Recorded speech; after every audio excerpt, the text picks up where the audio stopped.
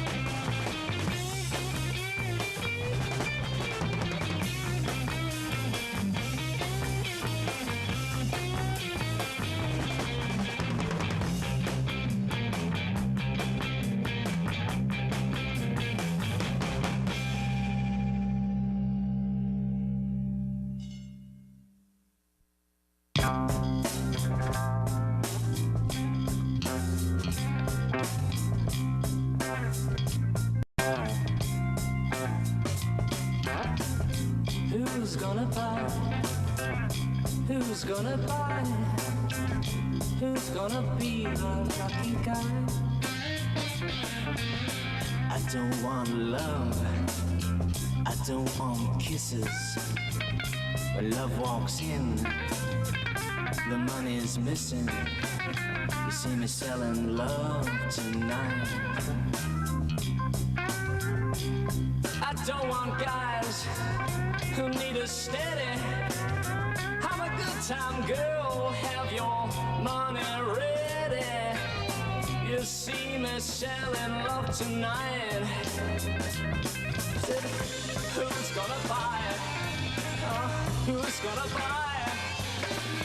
Who's gonna be the lucky guy? Oh, who's gonna buy it? Lord, who's gonna buy it? Be the lucky guy. Oh, every man I've known adored me, but one man just can't afford me. You see me selling love tonight. Lord, all you girls, take a tip from me. And you want diamonds, it's the way to be. You see me selling love tonight. Ah, who's gonna buy? Ah, who's gonna buy? Who's gonna be the lucky guy? Well, I used to think romance was a thing, but romance never got me a diamond ring. Oh, who's gonna buy it? Who's gonna be the lucky guy? Gonna be the lucky guy. Said, who's gonna buy it? Who's gonna buy it? Who's gonna be the lucky guy? Oh.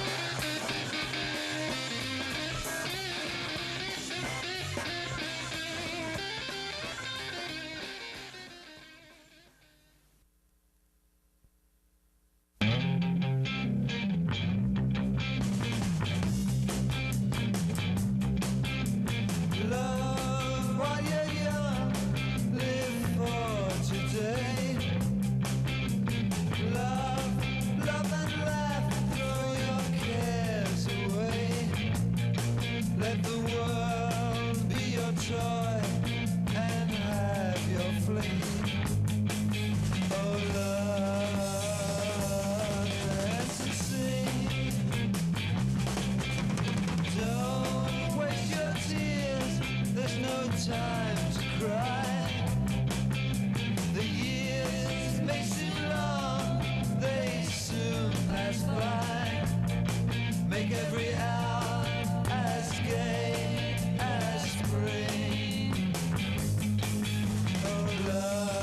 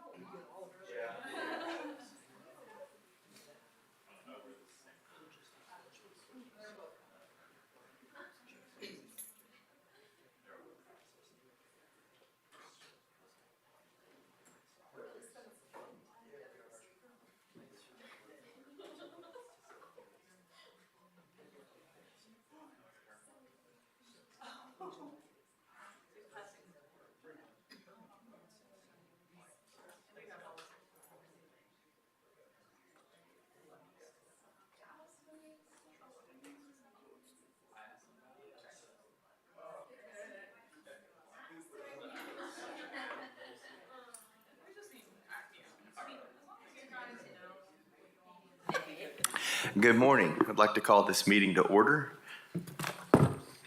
Welcome to the September meeting of the Knoxville Historic Zoning Commission. This meeting is broadcast on several TV stations, so please remember to speak clearly and directly into the microphones. Dallas, will you call the roll, please? Yes, good morning. For the record, the Knox County Historic Zoning Commission has no business and will not meet this month. So for the city of Knoxville, Commissioner Blackburn. Here. Commissioner Eason. Commissioner Bradley. Here. Commissioner Fox. Here. Commissioner Hearns. Here. Commissioner Mitchell. Commissioner Randazzo. Here. Commissioner Tillman. Here. Commissioner Webster. Here. That's 7 present. Thank you. At this time, we'll have a swearing in of the speakers. If you wish to speak on an item, please stand now and answer with "I do" to the following affirmation. I solemnly affirm that the testimony I'm about to give shall be the truth, the whole truth, and nothing but the truth. Thank you.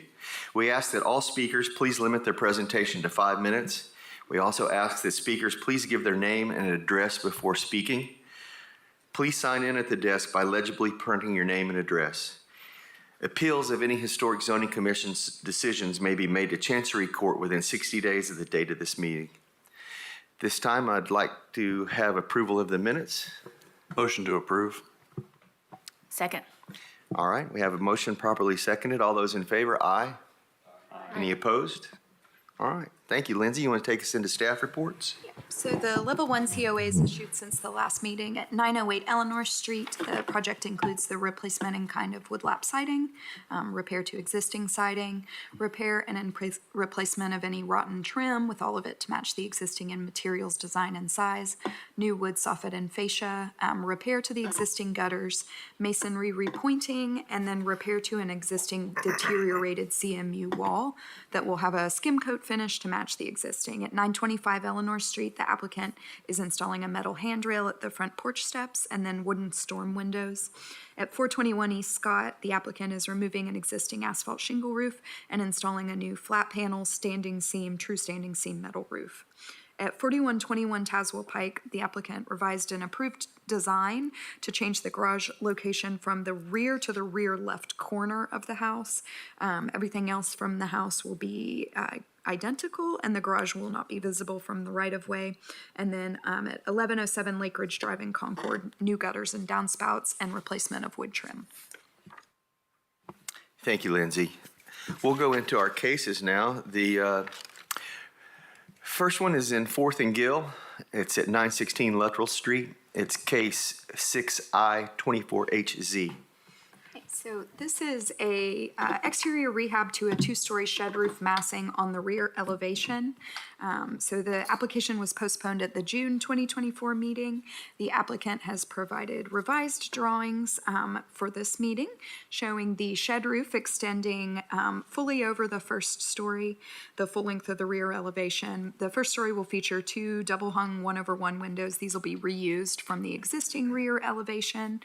You can see those in the photos here, and then they'll enclose 2 openings there. On the second story, a shed roof porch will project out over that left half of the rear elevation, similar to the existing conditions here on the left, and then the right side will be removed there. The foundation, the fire escape, and the access doors will remain. The scope of work also includes new roofing. The applicant has clarified the removal of the existing wood fascia and soffit and replace with new wood soffits. And then the applicant is proposing to install a new fiber cement lap siding with a smooth finished 4-inch exposure on the rear. And the application also includes reconstructing the railing on the second story porch to measure 36 inches tall to bring that up to codes. So this application was postponed by the HCC in June 2024. This multi-story porch fire access is not entirely an original element. There was a 2-story rear massing with a porch visible on the 1950 Sanborn map, but the rear elevation was highly modified. The original configuration isn't evident from any visual evidence. Fiber cement lap siding has not typically been approved as replacement material on original houses. It's only approved for new additions, new construction, or new secondary structures. So wood lap siding with a 4 to 5 inch exposure pattern should be used as the siding material. These windows proposed to be enclosed are not original and they're not visible from the street. So enclosure is appropriate within the design guidelines. The 2 windows located on the right side will be reinstalled. And then restoring a railing to meet the building code requirements is typically appropriate within the design guidelines, especially when it's most likely not original to the structure. And so the staff recommendation would request a railing detail drawing to be provided to staff for review with balusters set into the top and bottom rails. And the applicant has already responded to that with several different options at the meeting here. We can discuss those. So staff's recommending approval of 6I 24HZ subject to the conditions that the wood lap siding be installed instead of fiber cement lap siding and a railing detail be submitted to staff for approval. Thank you, Lindsay. Is the applicant present? Would you like to speak to your name and address, please, first? Good morning, Chuck Massioli, 1492 Twin Coast Drive, Lenore City. Thank you, Mr. Massioli. Would you like to add anything to what Lindsay's? Yes, I would like to respectfully request that we do not use wood siding on the back. It was not original to the structure. Initially, what was there, what we ripped off was vinyl. And putting back wood on that, I think, is going to have not as good cosmetic result, and is not going to hold paint. And the problem with that piece is that it's not original, so it never had wood siding. So I think that's the strongest argument. Second is just it's the back of the building; nobody sees that. And the third, quite frankly, is it's a very high elevation, and for maintenance that's going to need to be painted, and it's expensive to paint it because you need a lift. So the fiber siding will hold up so much better than wood and look so much better for so many more years. So I think as making neighborhood beautification is going to be a much better cosmetic result in a addition, which it probably was a closed-in sleeping porch is my guess. So Okay, thank you. That's All right. everything else is. I agree, and thank you. All right, thank you. Is the neighborhood rep here, or do we have comments? Ms. Wetzel, do you want to speak on this one, or are you here for just the, because I have Aaron's comments, so. Just do Aaron's, I'm not as familiar with this. Okay. Okay, so Aaron Streeter, the neighborhood liaison for Fourth and Gill, has provided some comments. I emailed them, but I'll summarize them briefly. He said overall he agrees with the staff recommendation, has some material notes. He speaks to the fiber cement, or using the wood lap siding or the fiber cement lap siding as a possible incremental improvement, and speaks to the rear addition as a sort of agglomeration, a combination of different additions. It's not clear to determine which of those were original or at least old. And overall, he says he weakly supports staff recommendation and wanted to clarify that the replacement soffit would be wood rather than vinyl. Okay. All right, at this time, I'll open the floor up to the board for questions for the applicant or general discussion. I have a question for the applicant. Where the brick meets this addition in the photos, it looks like it's almost offset 3 inches or so. Is that what your plan is to go back? Am I just seeing this photo wrong? Travis, I'm not understanding the question. Let me see if I can pull it. So if you look at where they meet each other, it's a stair step brick. Yes, It doesn't look like they're exactly flush. Is that correct? they are. They are They flush? are. Yeah, they have to be to provide a water barrier, so they will be flush. But the existing is offset a few inches. Is that just bad construction, you think? Is back construction, and the reason why we're kind of here is the back construction led to failure of that piece which we took off. It was meant to be. It was not meant to be outside and exposed, and it was just a mess, and it was all rotted. So it was going to come down one way or another. Is it your plan to add like a piece of almost like, not a corner trim, because it's not a true corner, but a piece of casing so that siding doesn't just end directly into the brick, or run lap siding right into the brick based on the proposed elevation? It'll have a vertical piece. Okay. Yeah. It'll have All a right. vertical piece. I think that would help. You know, it's pretty clear to see what's what and what's historic, but I think that's a good practice to demark those two. And certainly, we want the best cosmetic result we can. I mean, And the wood fascia to be installed in the back, is that going to be a vented, like with the little one bys in the gap, like existing for the addition? So what's up there now? What you're looking at is vinyl. Okay, so that picture, which was the original picture. That what was on there was white vinyl siding. Okay. There was no wood on there. On the top right side, that's vinyl. It looks like that's the original wood. That was all vinyl. Okay. Yeah. No, there was no original wood on that. At least as far as I know. I mean, was it replaced 20 years ago and they put vinyl on? But the vinyl's been there for a good while. Okay. We did not rip off any wood trim. Okay. And Lindsay mentioned you had some options for the front railing. Yes, so the problem with the front railing is, and I measured it, it's like 30, and the way that porch is constructed, it has a pretty good slope to it to shed water. So if one is out there on a summer's eve and one has a glass of wine and decides to bump into that rail, you're going right over. So, ethically, we really want to bring that up to a safe level. And she has the drawing. We're just going to basically extend the exact pattern which is there, and then put a top railing on top of that.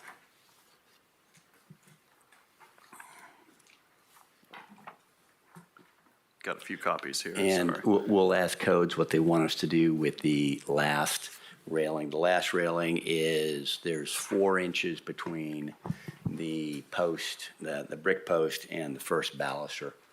Code's 3.5, whether you want us just to move that last one out, or you want us to add one, or you just want to let it grandfather in. We'll do anything you want us to do. What's being passed right now is elevation of the railing, Right. just FYI. So I wouldn't be the best one to answer that question. I'm Mark Reel. I'm the zoning chief for the city of Knoxville. The best person for that would be James Tente, who's the chief building inspector. But if you have questions, he can talk to you after this, or if you have a question you want to answer now. We'll do whatever y'all want. Understood. 4-inch sphere is the maximum pass through for a car. So, I think you said 3.5. It's 4. The measurement between that last baluster and the post is 4. So that's acceptable. That's good. code. Okay.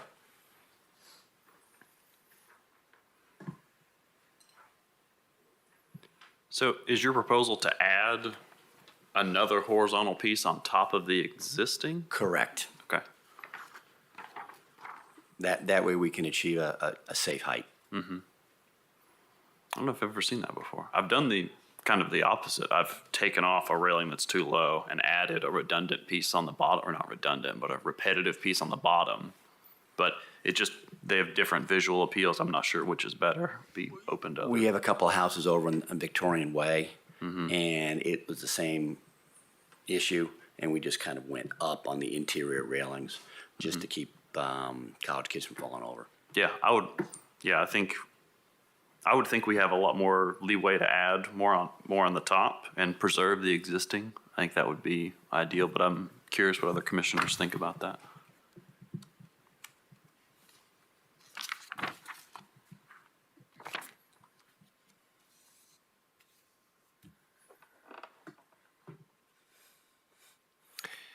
Any thoughts or comments on the wood siding versus the fiber cement?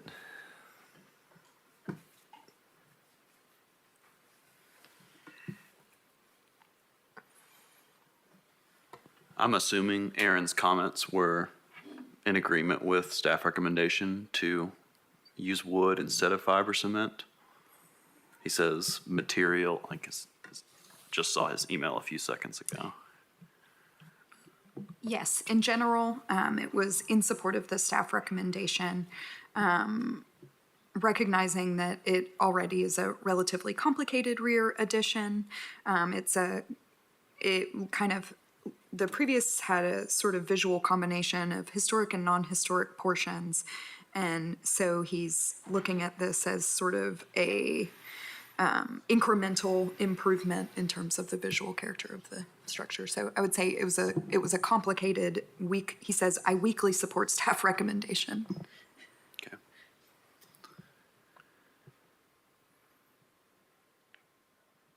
So we don't have any evidence that it was originally wood. Is that correct? Correct. We don't have visual evidence of the materials on the enclosure. I mean, what was there was vinyl. Right. I was just originally what was there, not necessarily when this project started. I was just asking, do we have evidence that there was something before? Imagine it was probably built when it was a sleeping porch. It probably was wood. But Well, and just looking at the street view, on the street behind it, there's an empty lot, and it is, at least in this image of the street view, I did not drive by, but it's fairly visible from the rear, because there's an empty lot behind it, and so from Eleanor, it is fairly visible, at least from this vantage. What is your plan for the fire escape handrail? This is replace. to fix it, basically. I can't imagine what you would do that wouldn't be in compliance with historic zoning because it is a weird handrail, but can you tell me specifically what you want it to look like? I mean, it's a mess right now. It's going to need to be welded and shored up. It's also going to need a post drop down from the top of that because the way it's framed is inadequate. So we'll work with city inspections on that. Okay, yeah. Basically, I want to keep it as a fire escape because I think it does serve a purpose. The first floor you can get out the front, but that second floor is pretty high. So I think that fire escape is necessary for safety. So, we'll shore it up and make it. It will look better than what's there right now. Okay. Lindsay, do you think it's necessary to have that detail submitted to you as well as the front guardrail? I think that's definitely y'all's call to make. So when I read these plans, it just says replace existing fire escape handrail. So that to me implies that it will look like how it is presented on the drawings and relatively similar to how it's presented or how it looks in existing conditions. Yeah, and I feel comfortable with that for a rear elevation fire escape. We will make it look nicer than it is. It's not particularly aesthetically pleasing as it is. Okay.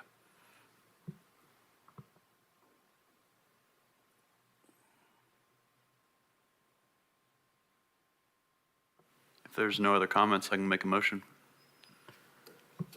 All right, I'd like to make a motion to approve per staff recommendation, including condition 1, wood lap siding to be installed instead of fiber cement lap siding, and condition 2, a railing detail be submitted for staff for approval prior to replacement of the front elevation balustrade. A second. Thank you, Casey. We have a motion. It's been properly seconded. Any further discussion by the board?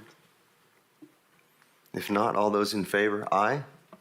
Aye. Any opposed? Thank you. All right. So we got the fiber cement? No. No. Thank you, sir. Next case is at 730 Deary Street, and it is case 8B 24-HZ. Okay. So this is a new primary structure fronting Deary Street. And this was postponed at the August meeting for further revisions. And so I'll run us through some of the revisions that have been made. Overall, this has been revised to be a two-story house. It's 32 feet 8 inches wide by 43 feet deep. It is proposed to be set 14 feet from the front property line with parking located to the rear of the house and accessed from the alley via a 20-foot wide concrete driveway. The house has been revised to feature a 6/12 pitch, side gable roof clad in asphalt shingle shingles with a centered front gable massing extending to the front and a one-story front gable roof massing on the right half of the facade, a front porch that's recessed under a shed roof line. And I'll run through some of the findings that have been modified since the previous meeting. So the house has been revised to be set 14 feet from the front property line. The average front setback of the block is also 14. The adjacent houses are 13 feet and 14 feet from the front property line. So the applicant has selected this setback to maintain that facade line of the streetscape and reinforce the existing alignment of the block. At the August meeting, the participants, including the commission, the neighborhood, the applicant, discussed that mature tree at the front of the lot and whether or not the house should be moved back significantly to accommodate that tree. The conclusion here has been that this front setback will result in the removal of that tree, but preservation of that tree may also have been compromised by the adjacent new construction. So the neighborhood and commission should have some discussion on that front setback. The revised design now adapts a craftsman style to a two-story, four-square form. The revisions do meet the design guidelines more clearly than the initial Tudor Revival style house. The overall height of the house is compatible with existing buildings on the street. The foundation appears to be 12 inches tall, approximately, which meets the guidelines. As shown in the elevation drawings, this contemporary brick veneer on a concrete block foundation is typically projecting out from that exterior wall with a row-lock course. Historic foundations that were structural masonry, obviously the brick foundation was flush with the exterior siding. If possible, the foundation should be constructed to allow for that foundation to be aligned with the siding as much as possible instead of projecting out. The house incorporates roof lines and a gable roof dormer to break up the box-like forms. The side elevations have been revised to avoid the larger asymmetrical roof slope. Overall, the design guidelines recommend duplicating the traditional roof shapes and pitches to make houses more visually compatible with the neighborhood. The revised application has a more consistent roof pitch.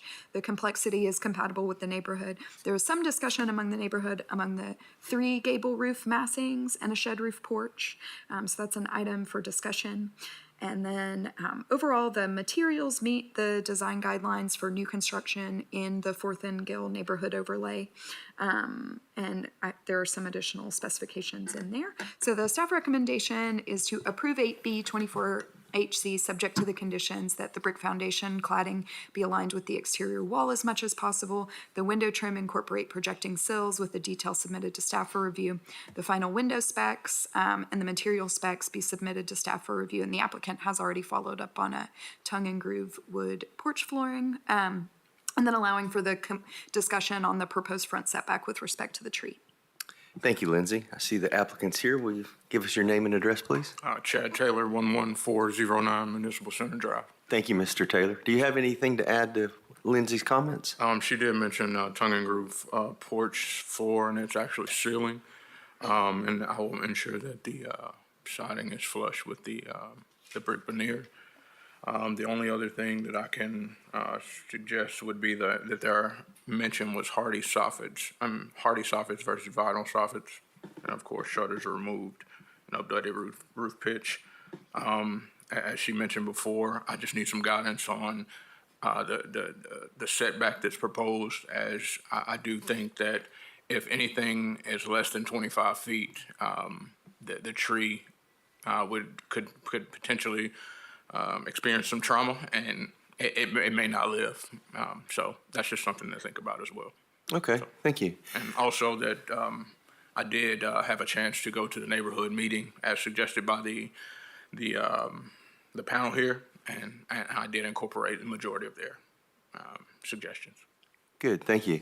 Lindsay, do we have comments from the neighborhood? So I'll read Aaron's real quick, and then we have someone attending to speak as well. Okay, good. So Aaron Streeter just noted, personally, I think it's much improved. He noted that the tree may likely not survive construction if the house is set back differently from the street. And he says the guidelines, for what it's worth, state that setbacks should never be varied from the existing streetscape for infill projects because it's inherently disruptive, and taking the long view, he agrees with that. It would be challenging to keep the tree alive during construction, to fence the entire drip line and allow no excavation or traffic within that area, which is implausible. So he would not expect the tree to survive in any construction. And then he had material elements, and he commented on the shutters. He said the drawings don't show shutters, but they're called out on the finished table. And then he also clarified that the fascia is called out as aluminum and the soffit as is vinyl. And then the remainder of my recommendations are aligned with staff recommendation. Okay, thank you. Yes, Ms. Wetzel, would you like to speak?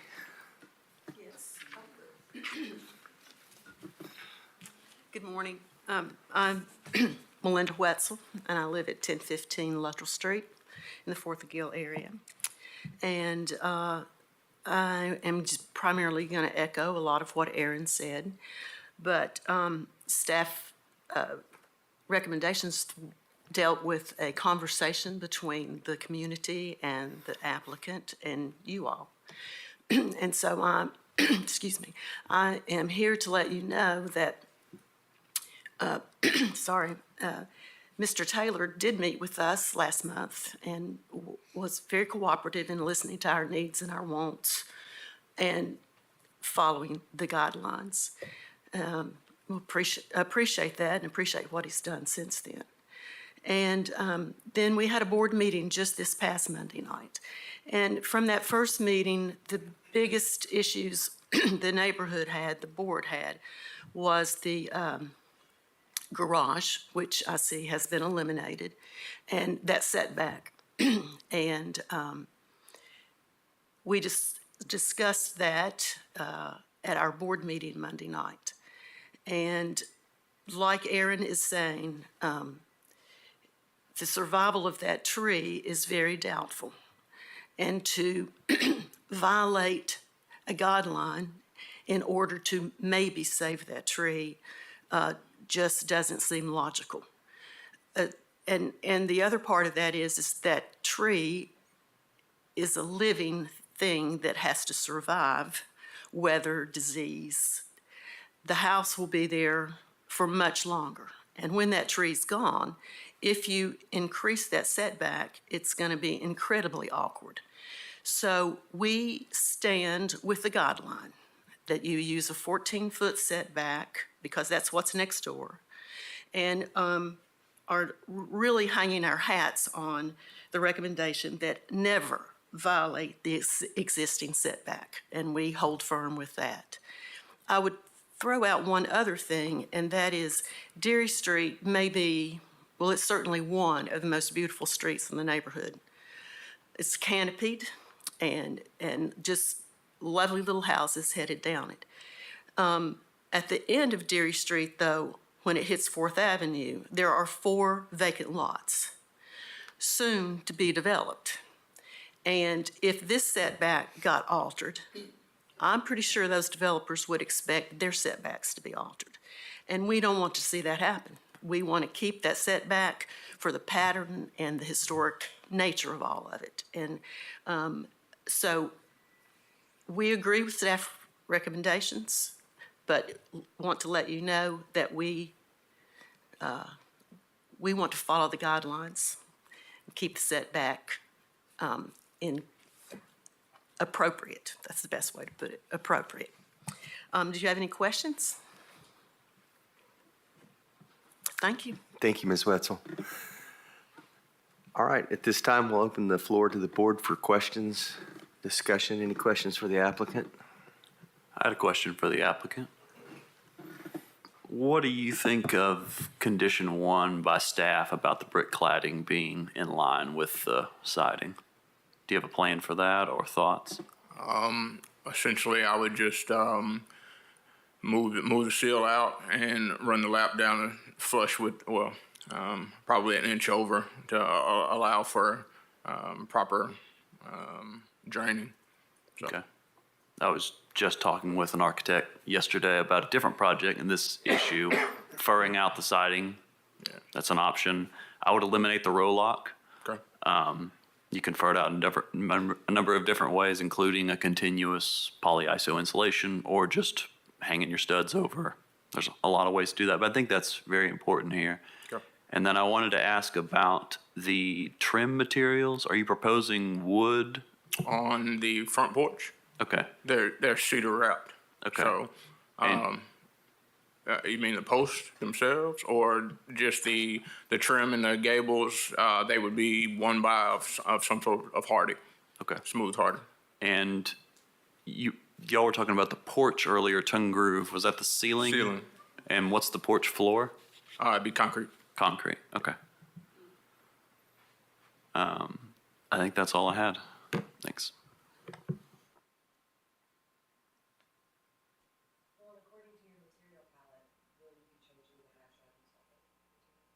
I've already submitted.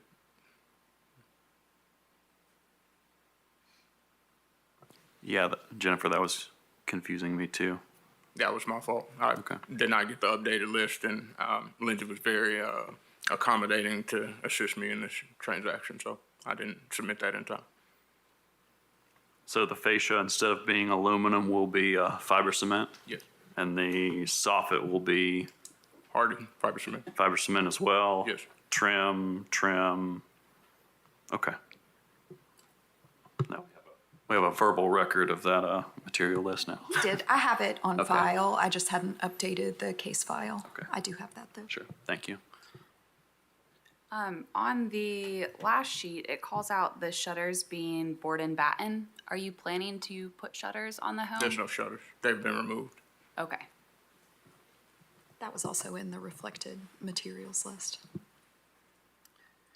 There's nothing in the staff recommendation that addresses the proposed setback. Where is that So handled? it is not, because what he has shown in this site plan is what would be approved. Okay, thank you.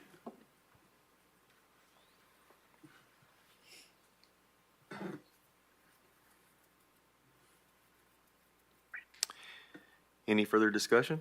Any other questions? I've just got one question or comment. Sure. Just for clarity for myself, so I can hear you say it. Are we going with the 14-foot setback suggestion and the removal of the tree? Okay. Yes, that's what's submitted here, and that's Yeah, what's, that's fine. that was taking me a bit to Yeah. double check. Okay. All right.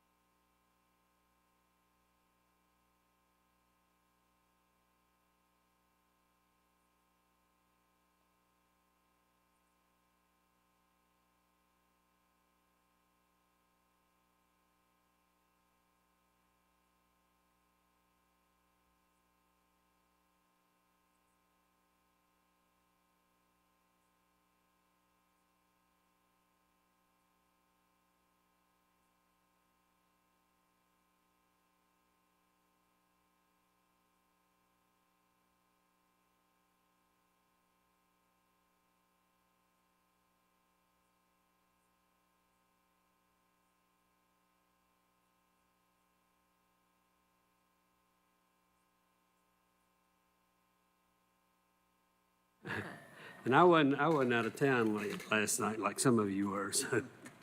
Okay, start over. Let's call to order this meeting of the Knox County Audit Committee.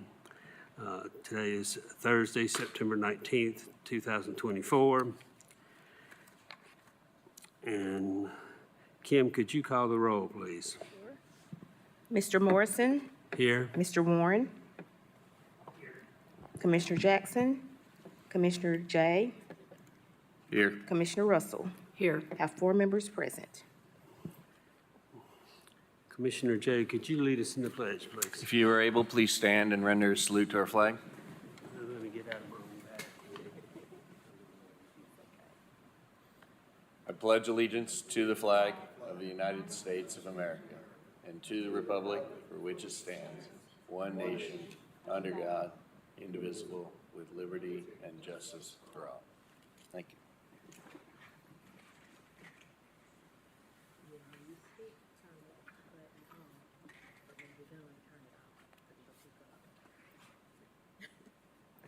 I've already forgotten what you said. They're still new to us, so.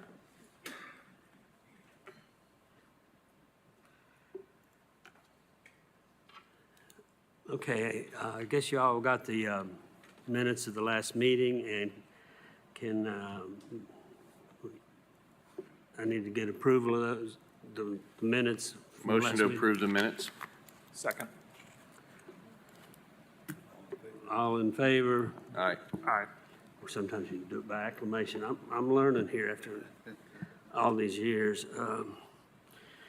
Okay, before we get on to some of the people scheduled to get up and speak, there's a couple other things I need to bring up. I want to welcome Angela here, and she's she's still got that early new commissioner dizziness going on, so, but welcome aboard. Thank you. And Shane's not here, so I can't welcome him aboard yet, so, okay. There's a couple typos here on, Jay Garrison, I guess I got you down there twice, so maybe Matt doesn't have to have anything to do with this. So I don't know if y'all even saw the agenda, but, okay. One thing I left off the agenda, we're required or supposed to, every year in the first meeting, re-elect officers.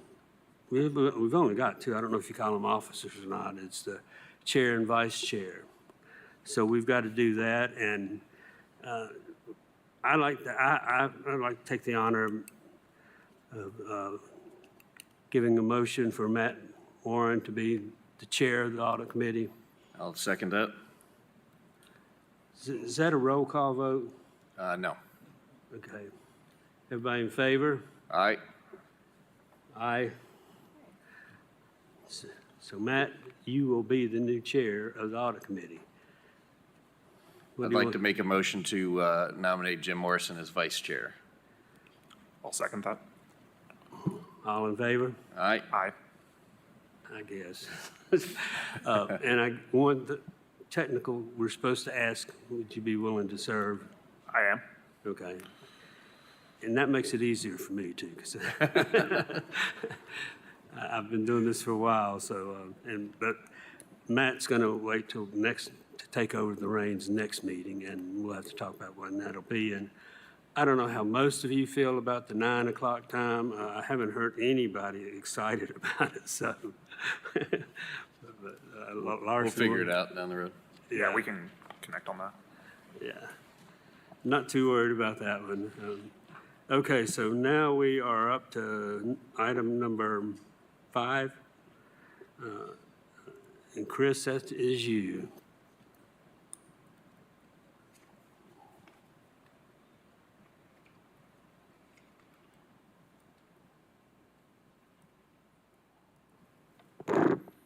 Good morning. I will be brief. I know you all have a busy agenda, and my report's just oral in nature as we are closing out the year and getting things done. So any numbers that I present to you today are definitely not final and are subject to change, but I'm just going to focus mainly on the general fund and debt service fund, as they are two of our major funds. And then I think Ron is going to talk about schools in the same capacity. So, excuse me, Mr. Cullen, sorry to interrupt. There's no digital version. Do you have a printout? Do you have anything? Okay.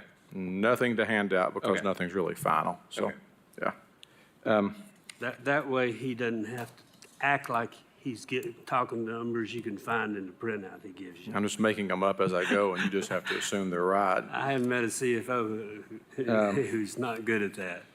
So We are still closing out, so we are still collecting revenue and posting some expenses, so that leads to some things that can change. So in the general fund, for year end, we are expecting, once we are complete, to have revenue of about 235 total.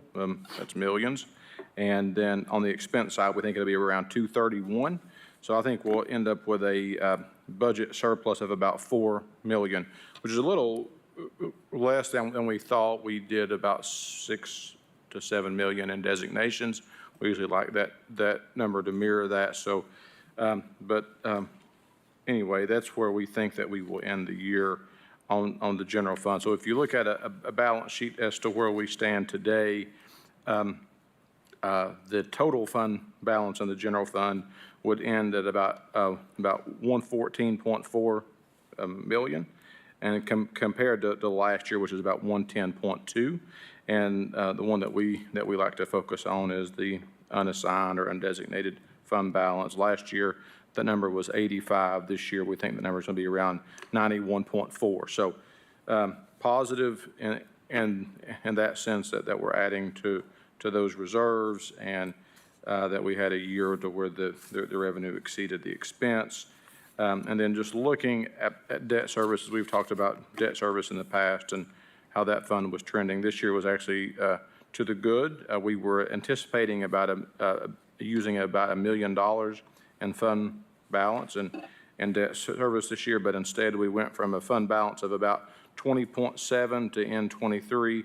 We think we're going to be about 24.7 to end 24. So about a $4 million increase in reserves related to debt service fund. So we will continue to close the books. We got to do that to make Ted and his group happy, of course. And so we know we've still got to finalize by running the trustees commission. So then that allows Pearl to finish and to turn over her last excess fees check. And then once all that happens, then we'll start to, once we're closed, we will start issuing and compiling our financial statements in hopes of getting the annual report done by the end of the year. So, questions? No questions? Thanks, Chris. Thank you. Is Ron McPherson here today? I feel honored. I know.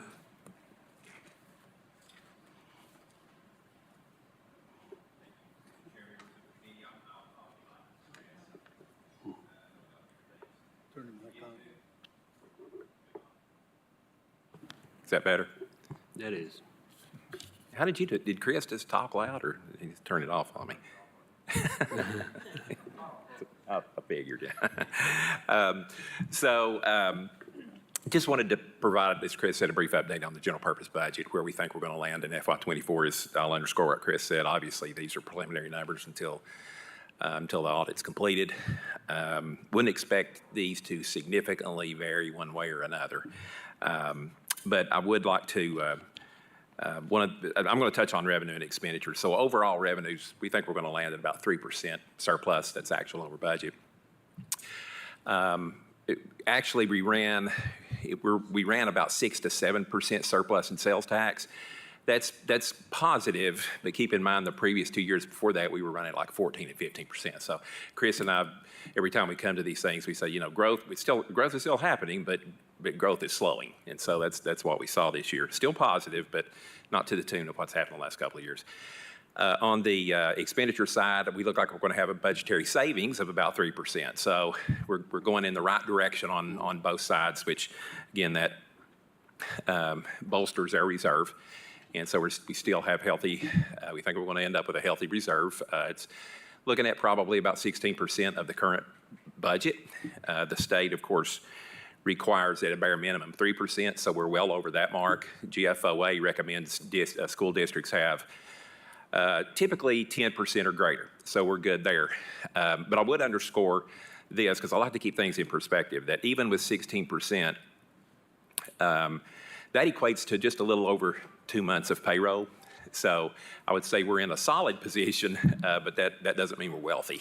I guess I would say it that way. So because payroll, our payroll with 8,000 employees goes up in the general purpose budget alone is probably about $48 million a month, salaries and benefit costs. So anyway, we feel we're in a solid position, and as we're into this current school year. But anyway, that's all I have, unless there's any questions.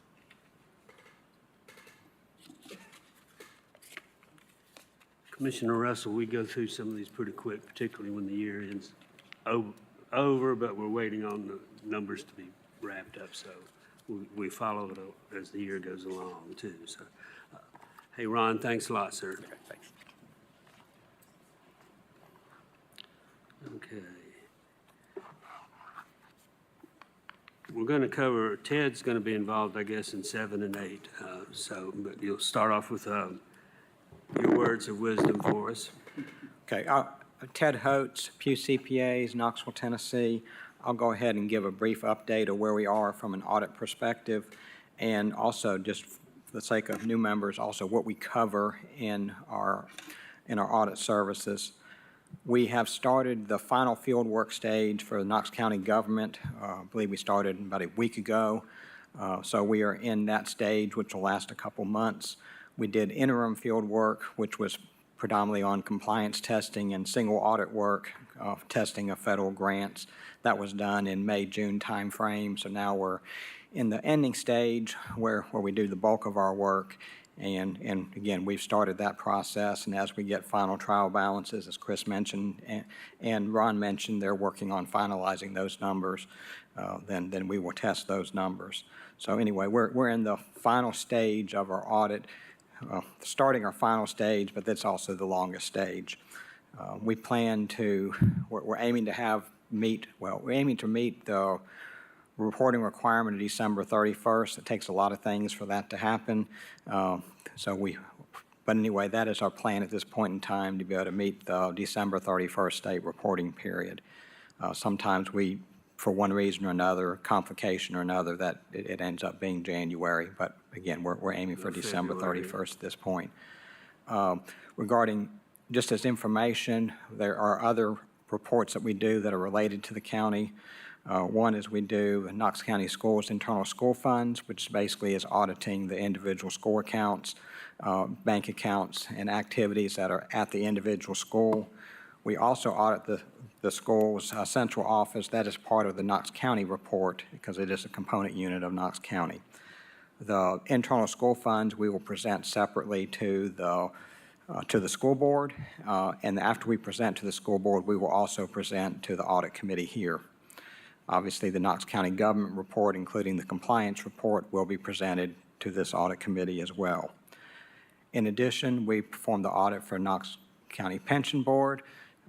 We will present separately to that board, do not present to here, but there are members as part of that board that are here.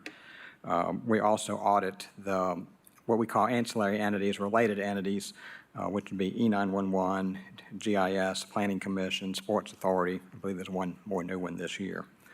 So anyway, we're in the starting process of our final work, our primary work, and we will keep you abreast of how things are going throughout. We generally are not going to report on any specific matters until we complete our work, so that all due process can take place and all communications can take place before public representations made.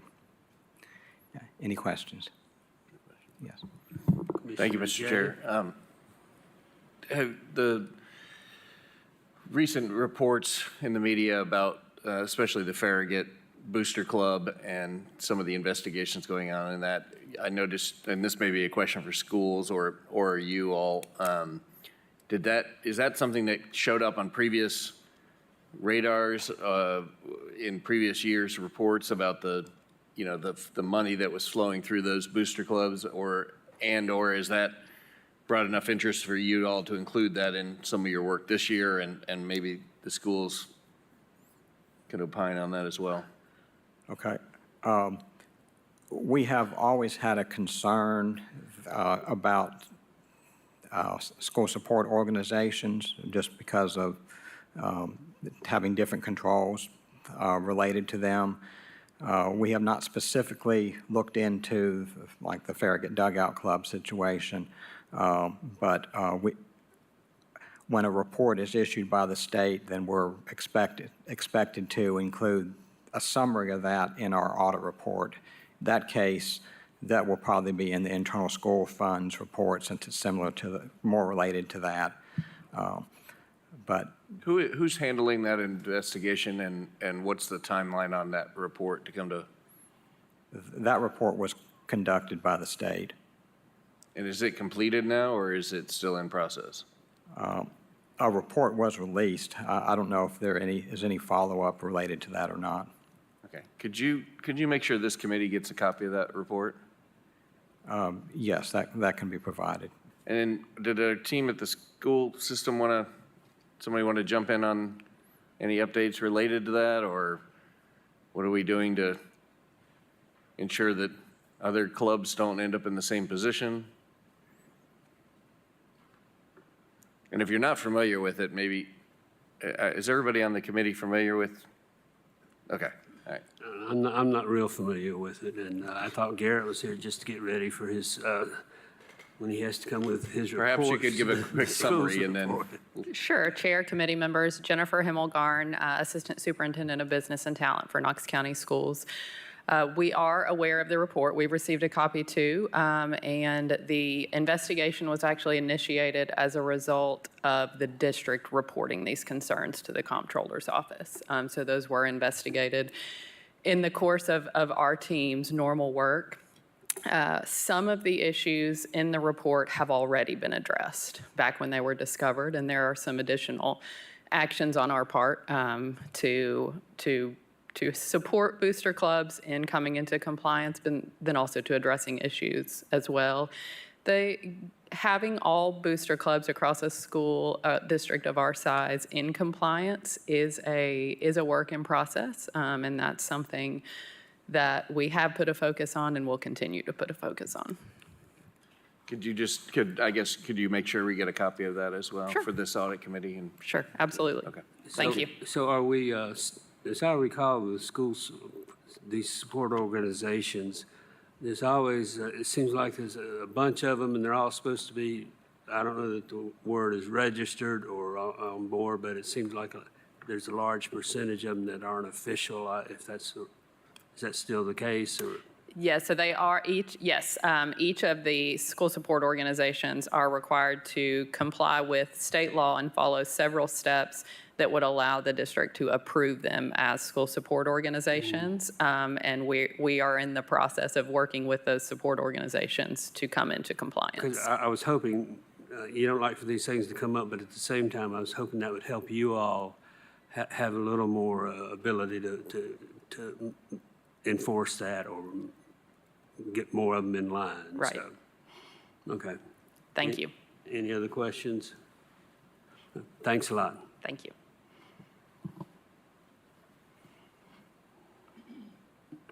I'm not sure if there are any other questions for me either at this point. Who's, we're getting ready to talk about extending your contract. Okay.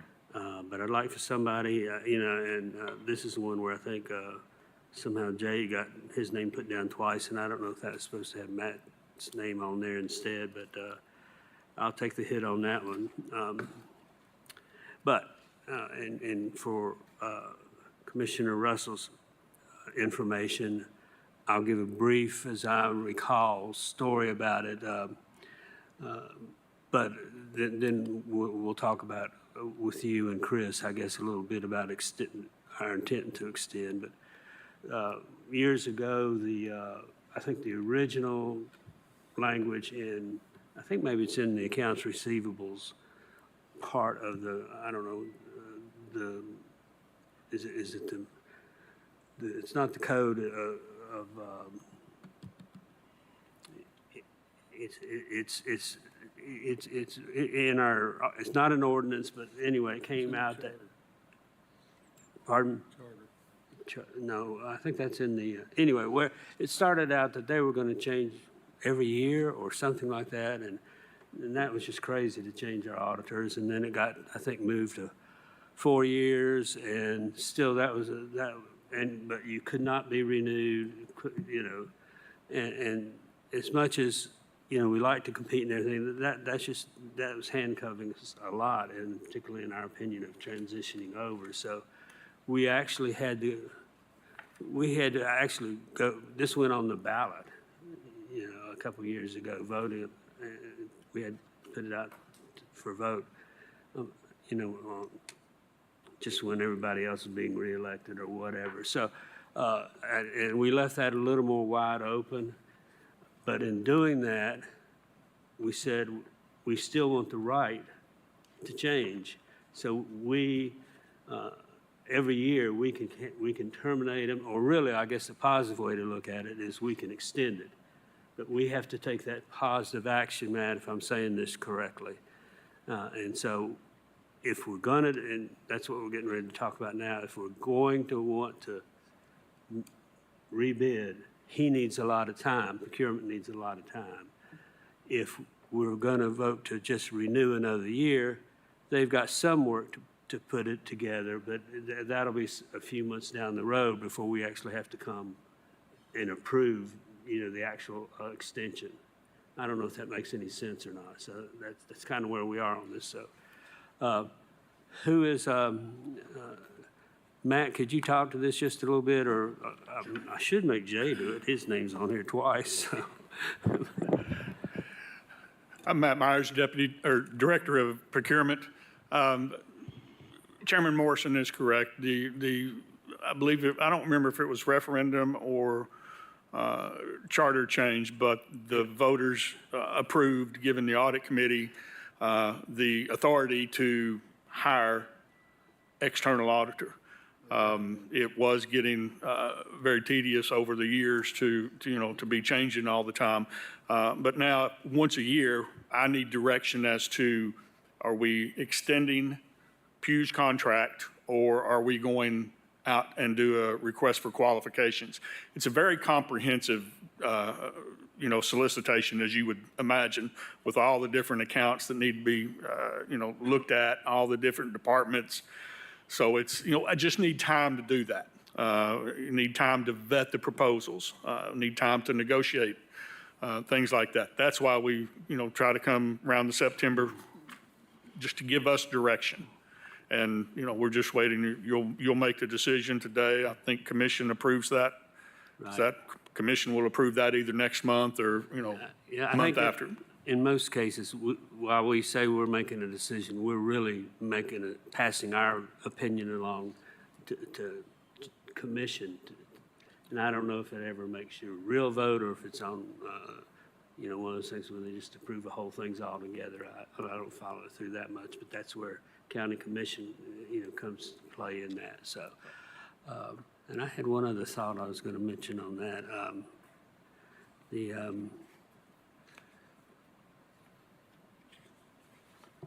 The procurement on that is, I guess it was, it's been about 4 years, does that sound right, since we went out for bid? I believe that's about right, 3 or 4 years. Yeah, so we've done that, and we've had a lot of success with Pugh and good communication. One thing I found out way back then is I called a lot of the audit committees, a lot of the counties, and particularly within the state, and most of them were, we hadn't thought about that. They didn't have any requirements, and we were going on up to 8 years, I think, at that time. So but everybody seemed to agree that, hey, somewhere along the line, whichever body it is within your county that would make the decision needs to be reevaluating. Just general principle to be checking out what's going on and this and that. And so right now, I think auditors are a little hard to come by. But I don't know if Chris is here, if you have anything to say about it.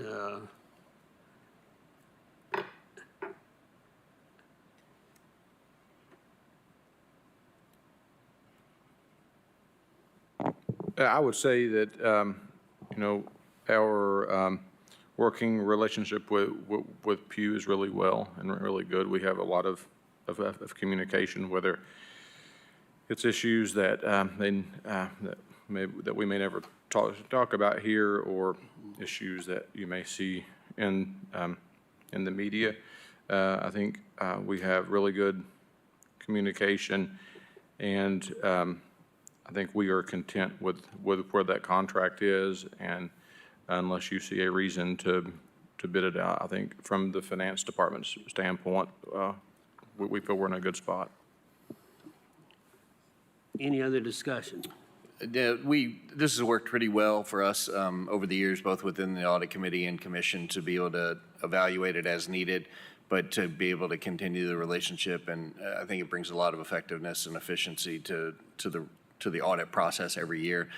We recently, on the retirement board, went through a similar exercise with our legal team, and basically every 10 years or so, we kind of said we should just put it out, and we ended up picking the same team, but it gave us that option. So we always have an option year to year to adjust it, but I think it's working well right now. We ought to continue the process as is.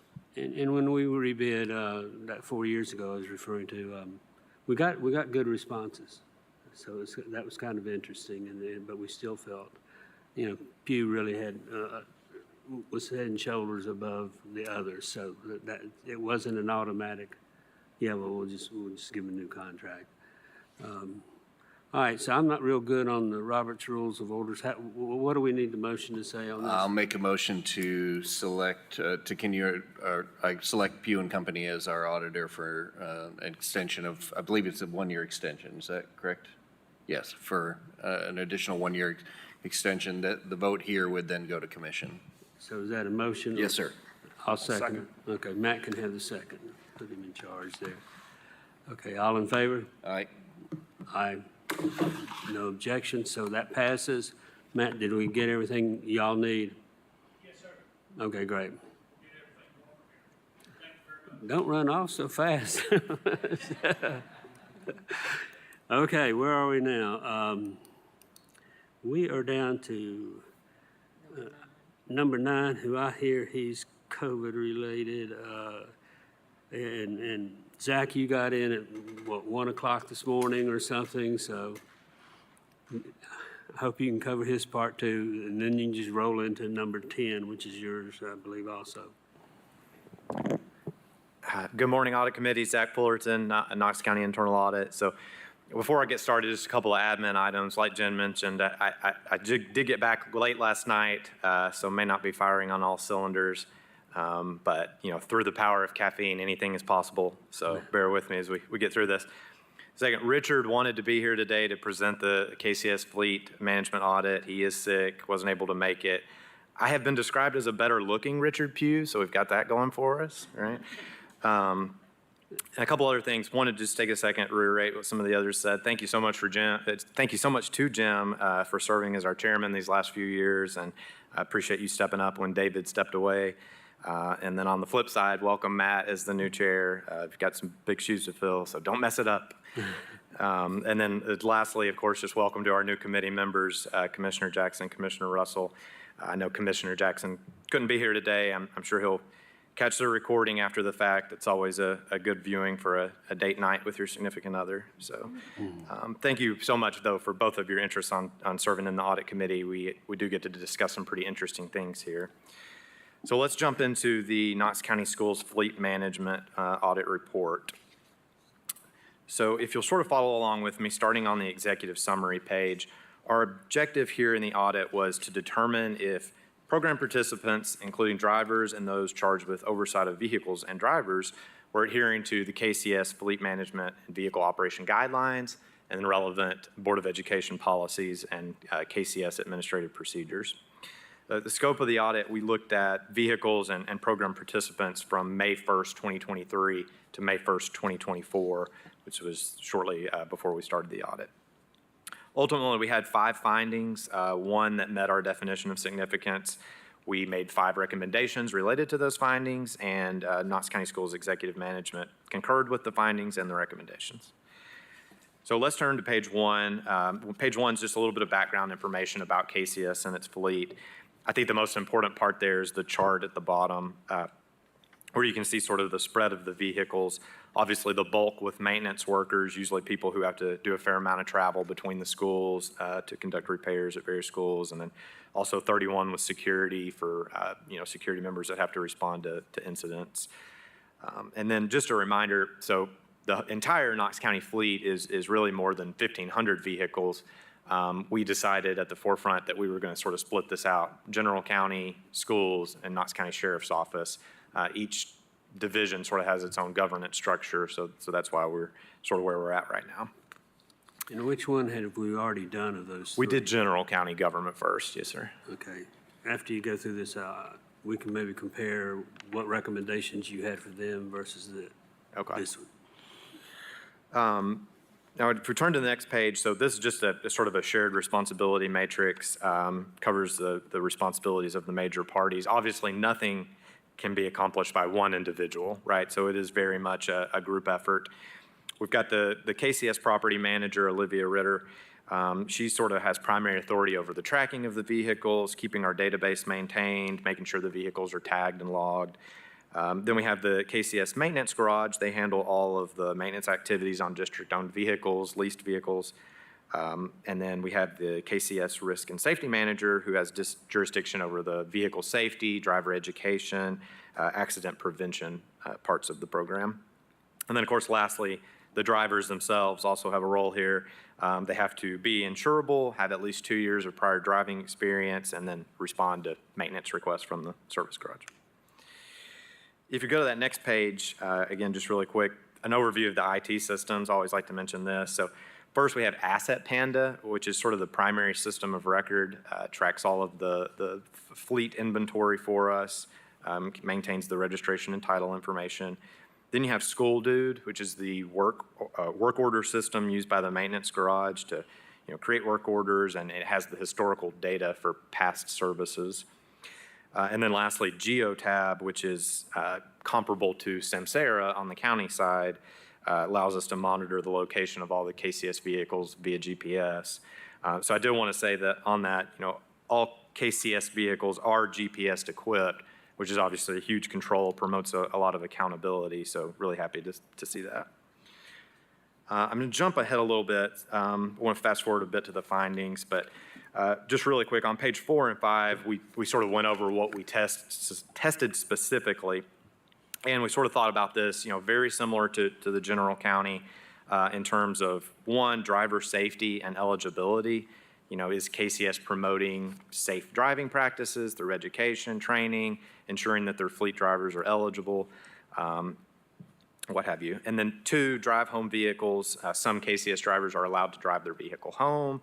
Are they following all of the policy requirements to be able to do that? Third category was accident response. So do we have adequate documentation in the event an accident occurs? Do we have adequate documentation, and were the proper procedures followed? And then lastly, vehicle maintenance, right? Are we maintaining a healthy fleet via routine inspections? So let's get to the findings. 5 findings. First one's on page 5. We consider this to be a significant issue. It relates to sort of inadequate administrative procedures designed to implement Board of Education E-124. So the way this works is the Board of Education passes policies, right? And then KCS administration puts forth sort of administrative procedures to implement said policies. So this Board of Education policy, E-124, it requires KCS to develop a prevention and safety education program for personnel, and it includes things like accident prevention procedures, accident record keeping, driver education, vehicle safety. So how do you actually make that happen, right? Well, schools, their main procedural document to implement this is the school's fleet management and vehicle operations guidelines. It sort of sets out responsibilities for the various parties. But they don't really establish concrete, accident prevention procedures or education or safety elements. Really, at best, currently, the guidelines sort of offer some best practices, right? Don't text and drive, don't speed, that kind of thing.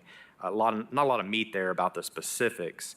And then the guidelines also say that drivers, in order to be eligible to drive, they have to be insurable and have 2 years of prior driving experience. but we couldn't really necessarily identify where schools was confirming either of those two elements. So I think the main takeaway here, though, is on page 6.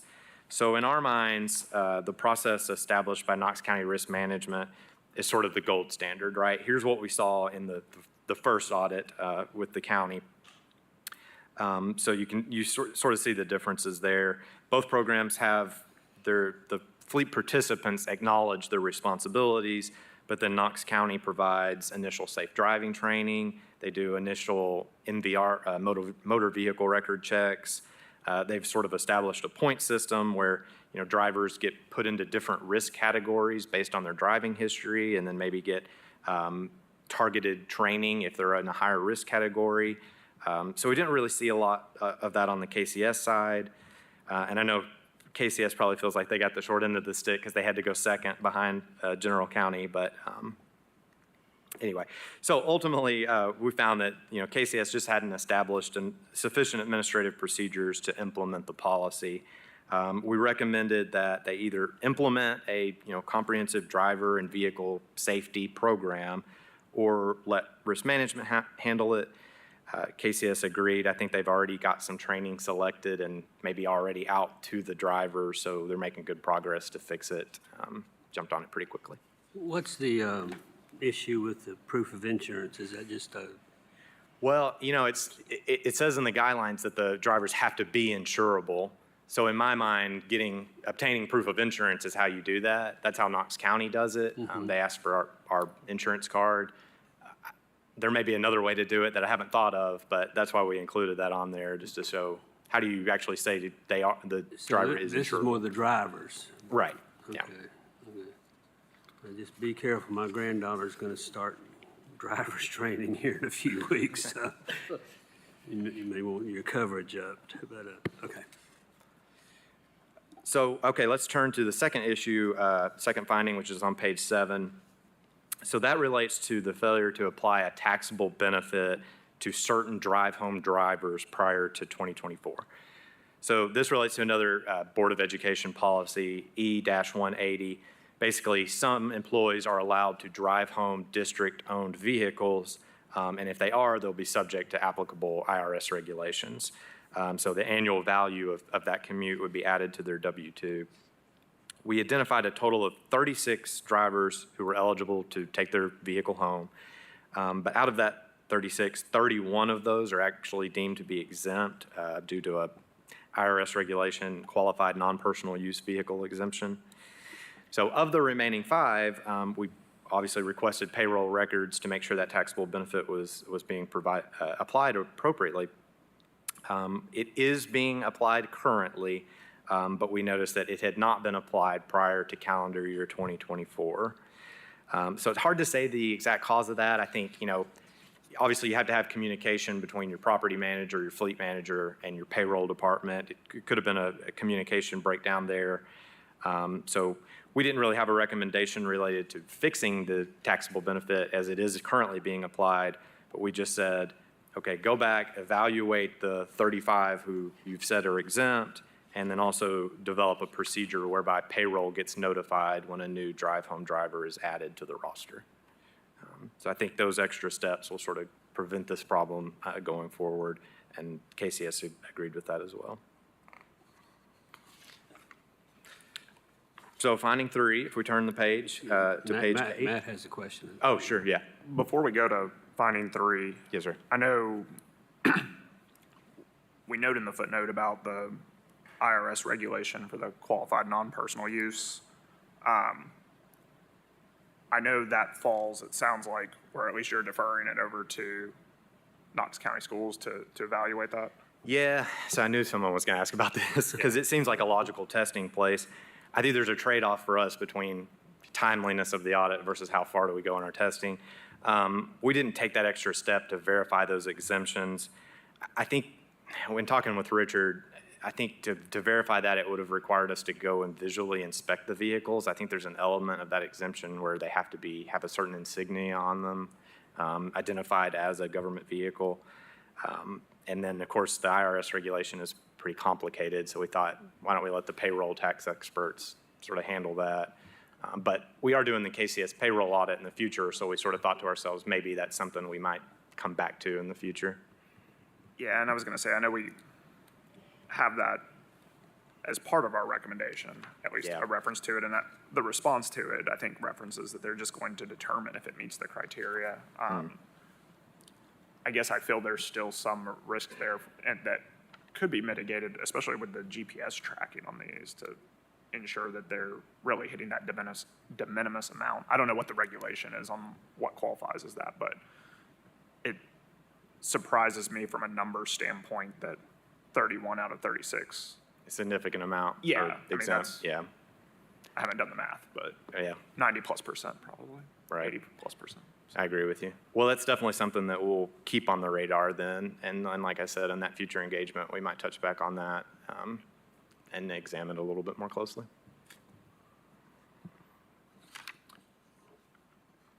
So on our third finding on page 8, so this relates to a lack of adherence to the drive home policy odometer tracking. People who drive vehicles home are required to sign the KCS Drive Home Vehicle Policy and Procedure Acknowledgement Form, and it states that employees who take their vehicle home will submit a odometer tracking sheet on the first business day of each month. So they'll submit that to management. So currently, the only people who do that are the 5 who had the taxable benefit applied, but the policy, seemingly as it's written, applies to everyone. And then furthermore, for the 5 who were submitting the odometer tracking sheets, it looks like they were doing that quarterly rather than monthly. So I think the fairly easy explanation here, right, is the discrepancy between the policy language and the actual procedure really just due to technological advancements. I mean, with GPS now, you can get in and see the exact mileage on the vehicle in real time. So there's not a lot of value with the odometer tracking sheet. So we just recommended, hey, either follow the policy, ask everyone to submit that, or revise the policy and sort of take that out. I think that's the path they're going to go down, so no problem with that. Finding 4 on page 9 is in relation to required documentation for vehicular accidents. So there were 16 total accidents in our scope period. We went ahead and looked at all of them because of the small universe size. Basically, when an accident occurs, drivers are required to complete several steps according to an accident scene checklist. So they have to notify their supervisor, they have to notify the property manager, they're required to notify a Knox County Sheriff's Officer to come out and investigate. They have to complete the accident data sheet, and they have to take pictures of the accident. So for the files that were held by risk management, we saw pretty good compliance there. There were 10 that risk management had been notified about. And I should have mentioned, that's another step, is to notify Knox County risk management. So for the ones that risk management had pretty good compliance there, there were 6 additional accidents that KCS was knowledgeable of that were not reported to risk management. And you can sort of see our results there in the chart. Again, another, I think, pretty reasonable explanation to me. I think KCS was under the understanding that you only have to complete these steps if the accident involves another vehicle rather than just something like a busted taillight or a scratched mirror. So when the accident actually involved another driver, it was consistently reported to risk management. So I can understand that. It seems a little heavy-handed to call an officer for every single scratch, broken mirror type of things. My argument would be 2 things. Well, one, the policy does not carve out an exception for accident severity, right? It says all accidents. And then 2, you never know when a small thing occurs, it could be caused by a larger thing, such as driver impairment. So just from the risk management perspective, it's really best practice to get everything to our risk management department, let them analyze the potential liability. And we recommended, of course, that they develop a procedure to ensure that that occurs, and they agreed to do so. And, yeah, a couple things there. Uh-huh. I'm not trying to pick on words, but we noted that those 6 that did not get reported generally include smaller issues.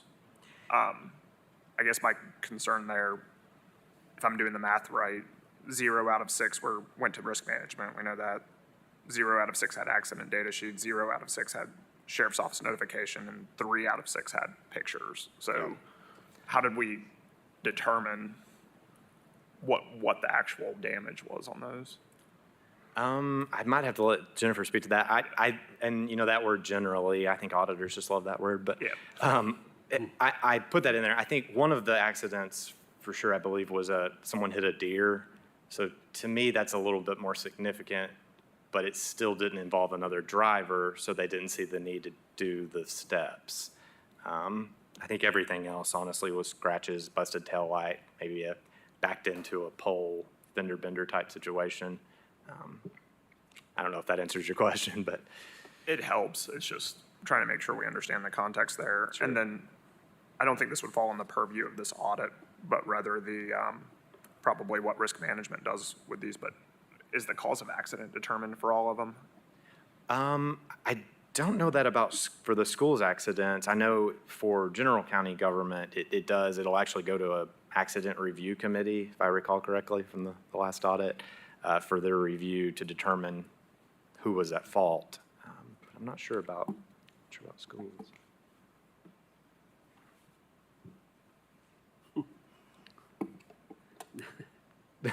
Turn it over to them.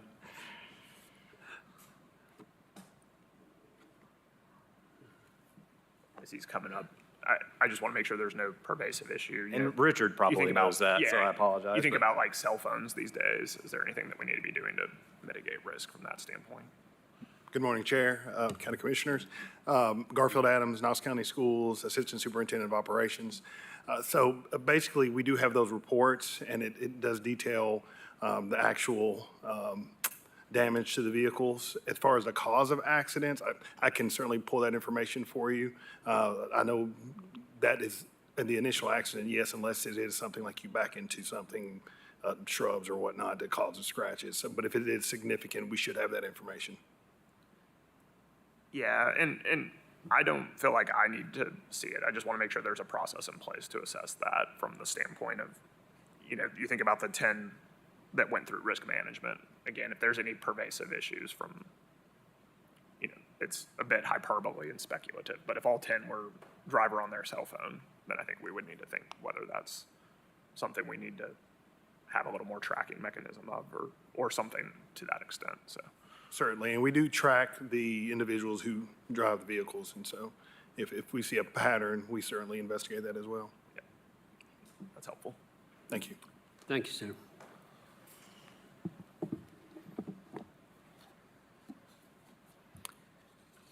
So the last finding on page 10, this relates to maintenance. Let's see here, back to my notes. Just a sort of a lack of documented policies and procedures for preventative maintenance. So this one's a little bit more complicated. What we sort of expected going into this test was to see a maintenance schedule. So if you recall, that's what we have with the Fleet Service Center in general county government. There's a stated mileage where every repair or service needs to be done. We don't really have that on the school side. What they have is a stated protocol that every 4,000 miles, they're going to do an oil change and a full vehicle inspection. So that's sort of what we had to test against. That's their stated criteria. Now, we added a 1,000-mile buffer there to that. We did that on the general county government as well, just for scheduling conflicts, a lack of maintenance workers, that kind of thing. So you can sort of see the chart there on the oil changes. 42 comparable instances, 29 of them occurred between 0 to 5,000, 7 from 5,000 to 7,500, 6 from 7,500 to 10,000. I should note the oil that they use is all synthetic, so it's rated for up to 10,000 miles. So in my mind, not a huge issue, but again, that's just sort of compared against what their stated goal is. We also looked at how often oil changes are occurring, because obviously if you have a vehicle that's not used very regularly and it goes for a year or more, it probably needs an oil change even though it's not being driven. So we did see that an average elapsed time of 204 days. The longest was a 512-day interval between oil changes, and there was 3 that didn't receive an oil change in over a year. And then we also, of course, wanted to look at the long interval inspections, sort of in brake inspections, transmission services, engine performance, that kind of thing. We unfortunately really weren't able to test that. The KCS Director of Maintenance stated that these occur during the oil change every 4,000 miles or when it occurs.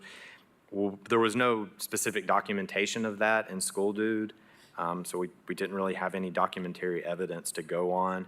So it's sort of hard to definitively say that inspection is occurring as it should. So I think in general, when you just step back, you just sort of see a lack of documented policies and procedures related to the maintenance function. And that sort of gives us the risk of, some operational inefficiencies. When you think about procedural consistency from mechanic to mechanic, from vehicle to vehicle, succession planning, just generally fostering an environment of preventative maintenance rather than reactionary. So we did recommend that KCS develop a standardized policy and procedure manual for preventative maintenance. They agreed. They're currently working to develop it now. That was the last finding. We had one opportunity for improvement I'll mention just really quick. Opportunities for improvement aren't tracked. We don't make recommendations on those, but we did notice during the audit that some vehicles had fairly low utilization. We didn't investigate the business purpose for all of them, but as an example, one that had low utilization was a snowplow. Okay, well, that's only going to be used somewhat sparingly, so that makes sense. But we just suggested that the property manager sort of go back in, look at those, take out anything that could be taken out of the fleet. A decrease in the overall fleet size, in our opinion, could lead to overall lower liability. So take a look at those and just sort of judge any new vehicle purchases against what's the business use case here. And then just some boilerplate that we always include in the audit reports at the end there. So happy to answer any other questions. Yes, sir. Thank you, Mr. Chairman. I noticed on the very last page of the last 2 pages of the report, the school system is, last 3 pages has gone through, identified, agreed, or made a statement as to, what it is they're doing to remedy this situation. At what point do you go back and, check the homework? Is it 6 months? Is it a year from now? It's 12 Obviously, you want to months. give an department enough time to make corrections and move forward, but how do we follow up? I think standard practice in auditing is a year, give them 12 months to implement. Some of the things are easier than others. I think they've already made some corrections, so we could potentially close those. But we do give them a year. We follow up, go back in, try to determine what actions were taken, see evidence of those actions, and then we'll close it administratively in our office. Anything from the school system that you want to add to the response, or what's next?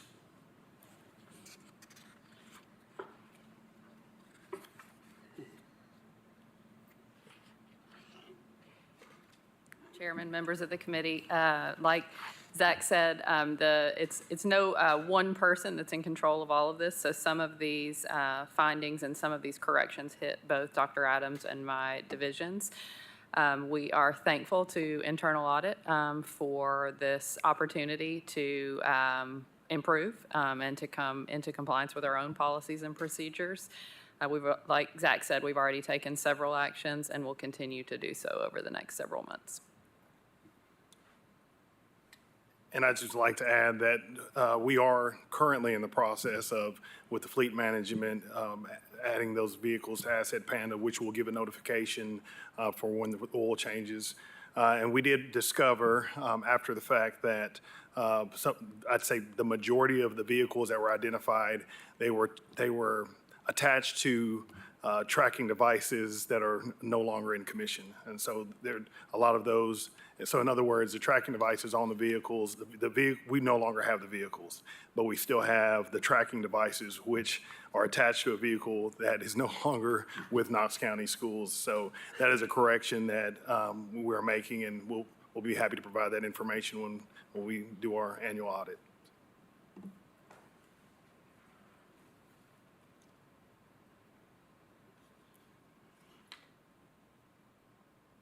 Anything else, sir? Thank you all very much. Thank you. Thank you. And what's next on your list, Zach? Well, I've got 2 minutes to go. I got 1 minute to go over this update. I'll try to be quick. I love that response, though. I want to thank Internal Audit for the opportunity to improve. That's a very legal lawyer answer. Okay, so jump to the board packets. Just starting on page 2, just real quick, those are closed and ongoing projects. Obviously, you just talked about fleet. Schools was really, really helpful, really receptive to our questions, forthcoming with information. So thank you very much, Jennifer. Thank you, Dr. Adams. It was a good engagement. We're sort of working through the PBA space utilization audit. Lori's running that. It's in-field work. The property assessor attestation, looking at the outgoing assessor's office, tracking if KCIT inventory returned, looking at the last few months' expenses on the procurement card for reasonableness, that kind of thing. That's near the end, so expect to hear more about that soon. Just launched the petty cash audit, sent out the engagement letter last week, I think, so that's ongoing. On page 3, just real quick staff news, just wanted to welcome Philip Vincent, our newest member. He started on August 26th. Philip was actually employed by the Orange County Public School System as an internal auditor in Florida. So it's rare to get an internal auditor to come work for us, but we love it. He's certified internal auditor, certified fraud examiner, and he'll be a lead auditor for us. Richard's going to transition fully into that audit manager position, and then actually made a contingent offer last week for our last open staff auditor position. So that's really exciting. I started with audit in 2017. I don't think we've ever been fully staffed since then. So if we get this person, fingers crossed, we will be fully staffed. Wanted to mention this. We got a management request from Jenny Holden in Knox County Grants and Community Development. They had created a policy and procedure manual. They asked us to just take a look at it. We love this when a business partner reaches out and asks to use our services. It's really great. So I've reviewed that. It's a 500-page document. She only asked us to review the first 40 or so pages, so that was nice. But I just wanted to mention that because that's coming in front of commission soon. You'll see it, and just know that we've taken a look at it from our internal control mindset, evaluated it, made a few suggestions. No management actions, or we didn't involve ourselves in the design or implementation of the controls, just offered some feedback. Just other stuff, we're still working through those CCFO classes. Everyone's up to date on their CPEs. Got the confidential independence certifications are signed, and we've got one more audit committee meeting on December 12th at 9 a.m., but we can adjust. That's open for discussion in a minute. So. Yeah. FY25 audit plan, no changes there. We just included it as a standing item for the new committee members. Sort of the same thing on the control risk evaluations. We haven't completed any since our June meeting. We hope to start one probably next week. So we'll probably have that ready for December. If we'll turn to page 7, I'm sort of flying through this, I apologize, but this is an update on our hotline. I've been a bit active over the last 2 to 3 weeks, so we've got 3 new cases. Of those 3, one I think will be closed administratively, doesn't really fall within our fraud, waste, abuse domain. The second one largely completed it, determined there was really no fraud, but management was taking some corrective actions to change some internal procedures, so we wanted to wait until that was done so we could document it before we close it. The third one actually relates to the incidences in the property assessor's office. That one's a little bit more complex, but I did want to say that we've notified the comptroller, and they are currently assessing to determine whether they will be assuming the investigation. So as soon as we hear more information from them, I will communicate it to all of you. And then the last page is our recommendations. Jim had asked me last time to throw a little color on there when we changed something, which is why the orange, which printed off, you can barely even tell. But we added the new recommendations, obviously, from this fleet audit to our list there. We did close some. If you'll turn to page 9, or the KCSO non-seized inventory audit, it had been a year, so we followed up back with them. They needed a little bit more time on 3 of the findings, so we extended that an additional 3 months. We're actually going to go meet with them at the beginning of October, I guess 2 to 3 weeks from now, sort of to talk through what they still need to do to get those findings closed. But there were 3 on the very final page that we did close, and I meant to put their actions on there. I apologize that I didn't, but for the first issue, if you recall a year ago, we had found that like some training ammunition was not being tracked at the training facility. So what they've done is the training division has implemented a written sign-in log. So when officers come to practice, they sign in, they get issued a certain amount of ammunition, it gets logged, and then all future orders are only done by the training director himself, Chris Bryant, and he just estimates it based on the last year's usage. So everything should be tracked there, and we felt comfortable with closing that one. The second issue was a number of non-usable firearms. I think when we went out, and I wasn't here at the time, but a previous auditor noticed a large amount of firearms that were no longer usable, that weren't in the inventory system and were just sort of, in a closet locked away. But now all of those firearms have been entered into the system, and KCSO is trying to get them now to surplus and out of the system. So I felt comfortable with that. And then the third issue was the vests. We found some ballistic vests that weren't being appropriately tracked. But now all of the vests, it appears, have been added to the inventory system, seen the vests in the inventory system. And there were some that we also found that were expired or expiring, damaged basically. Those have been surplused, and the documentation of the disposal was documented. So other than that, I know I ran through that, but I can answer any questions that you guys have. I don't have any. So where are we on our? Okay, so we're on the dates, and I've mentioned a couple of times talking about it. We're required to have 4 audits a year, or audit committee meetings, and I think this is the 4th one. We used to try to have more of them towards the end of the year, but we found out it was getting difficult for them to have things in December, some of the year-end audits, to fully present them or have everything, finalized that they'd be willing to put in the public report. So now we do some of those more in January and February.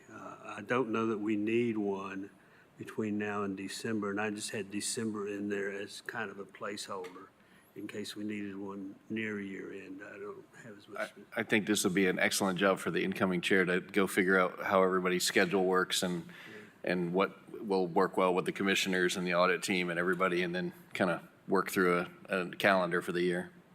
Yep, and I want to solicit Commissioner Jackson's schedule as well. Pardon? Commissioner Jackson? Yeah, yeah.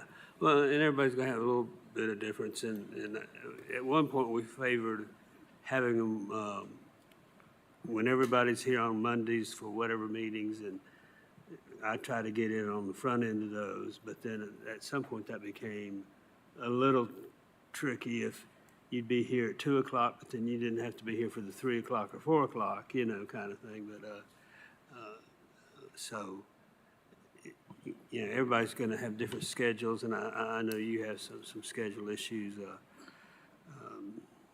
I'm fairly flexible. I prefer something not at 9 o'clock in the morning, or I've been retired for a little bit. I'm not quite as frisky in the morning. So, but other than that, if you want to present, well, then when are we going to have our next meetings? I was going to say, we don't have to have a vote on that or anything. No, I mean, I think we can. I think you'll pretty quickly get a pulse from everybody and try to get some options on the table. So Yep, we'll get some time. I think if it's okay, let's leave it open-ended for a few days until we can get in touch with everyone.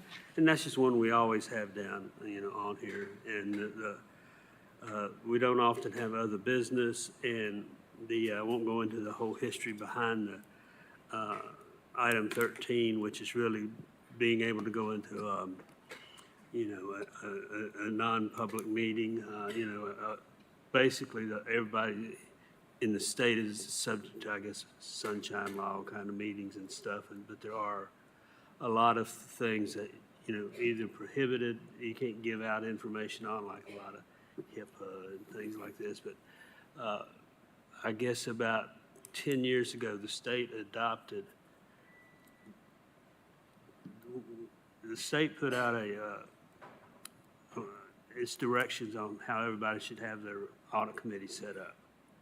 Unless you had already had yours done, and Knox County had already had theirs done, so we have a little bit of differences in them. But that gives, then they added, and the audit committees can go into executive session, meetings, and they have a lot of rules about it. You can't have other people around, so, see, we have a fair number of them, and sometimes it's more just for our information. We know they're working on these hotline items. Sometimes we just want to know what the flavor is, things like this. So sometimes we know we're going to do one because it says we have to put it in the agenda and maybe even be a little more specific than I put here. I tried to cover it covers one of the 5 reasons we can have it.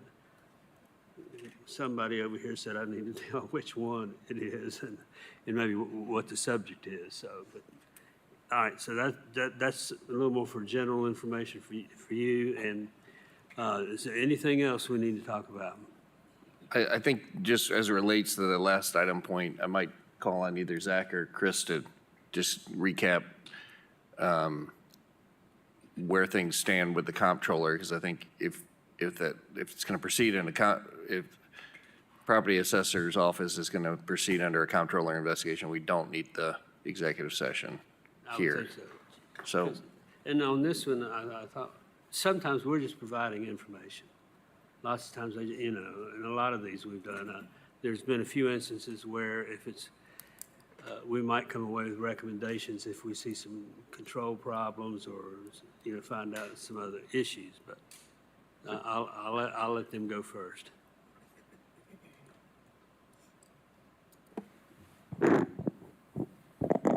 I had a conversation yesterday with a representative from the comptroller's office as Zach was out, because Zach and I have had multiple conversations with them over the last week or so. And so what was relayed to me yesterday was the comptroller's office was assessing the situation and would give us a final answer in the near future. So no final decision, but they have everything that Zach has sent them, so we'll await their decision. And I assume the near future for them is not the same thing as near future for us, probably. So I would say this: I would anticipate us getting some sort of response in October.